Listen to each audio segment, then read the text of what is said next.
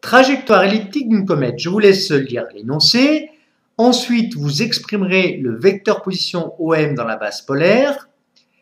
Puis, vous dessinerez le vecteur vitesse au point P. Et enfin, l'allure de la trajectoire en prenant comme valeur petit p égale 2 et petit e égale 0,5 pour les deux paramètres de cette ellipse.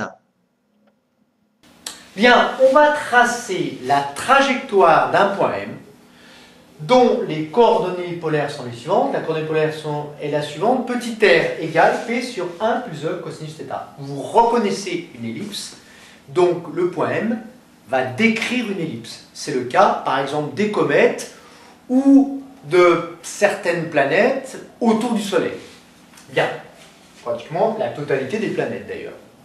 Alors, on sait que dans la base polaire, le vecteur OM, vecteur position, est égal à R fois le vecteur unitaire U de R. On va prendre la première valeur de θ, qui vaut 0, et déterminer la valeur de petit r. Et bien pour θ égale 0, petit r est égal à petit p sur 1 plus E, qu'on appelle excentricité de l'ellipse, fois cosinus de 0, et bien qui vaut quoi cosinus de 0? Ça vaut 1. Cosinus de 0. Ce qui nous fait P sur 1 plus E. C'est la valeur minimale de R, puisque le dénominateur a sa valeur maximale. Faisons le calcul de cette valeur minimale de R.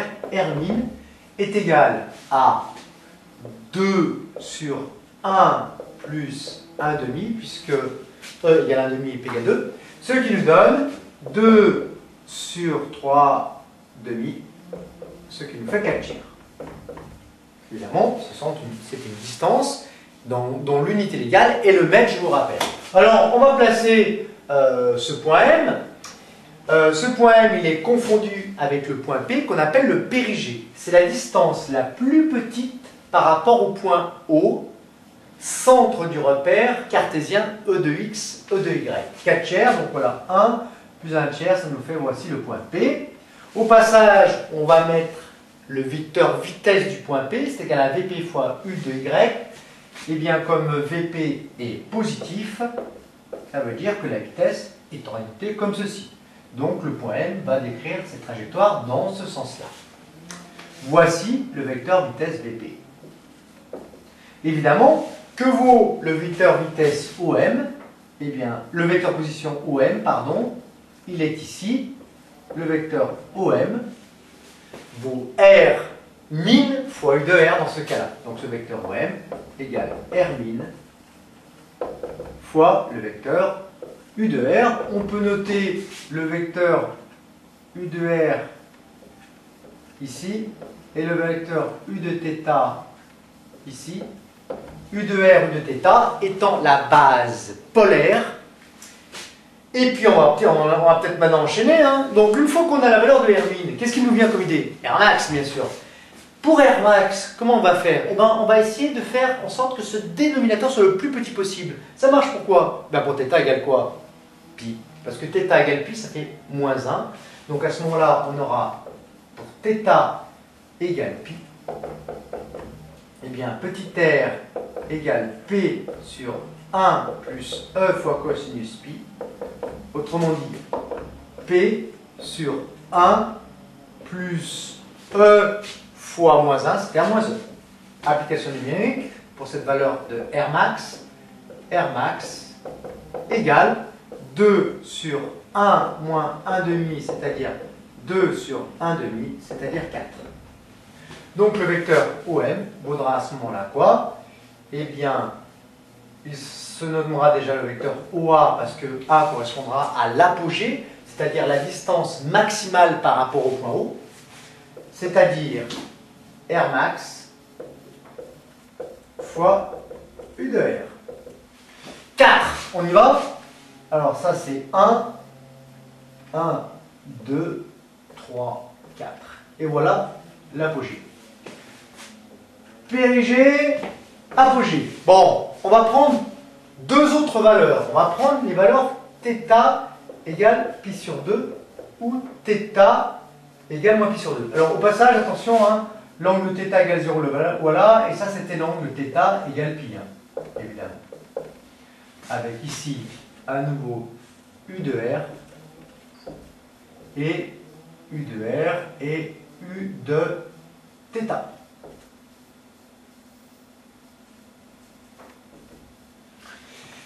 Bien, ensuite donc, pour θ égale pi sur 2, à ce moment-là, R est égal à quoi? R égale ou θ égale moins pi sur 2, ça revient au même. Hein.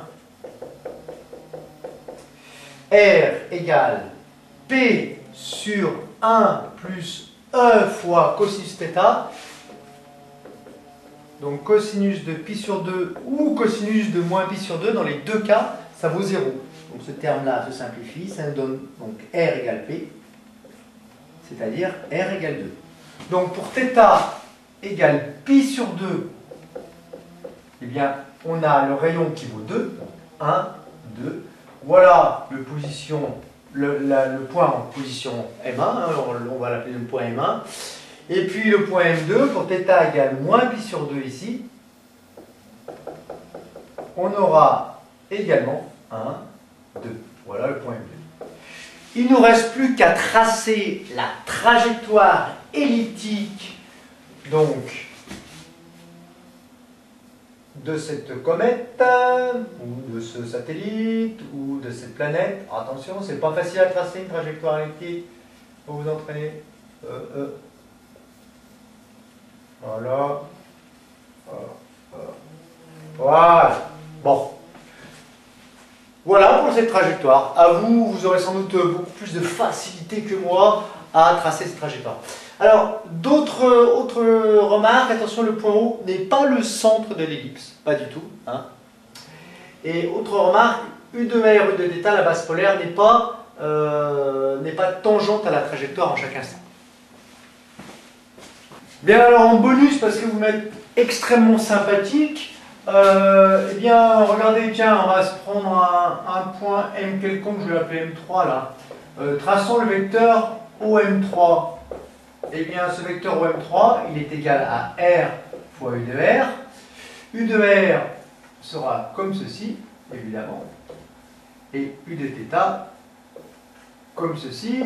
Alors, on voit bien que U de θ n'est absolument pas tangent à la trajectoire en cet instant T3 où le point M se trouve en M3.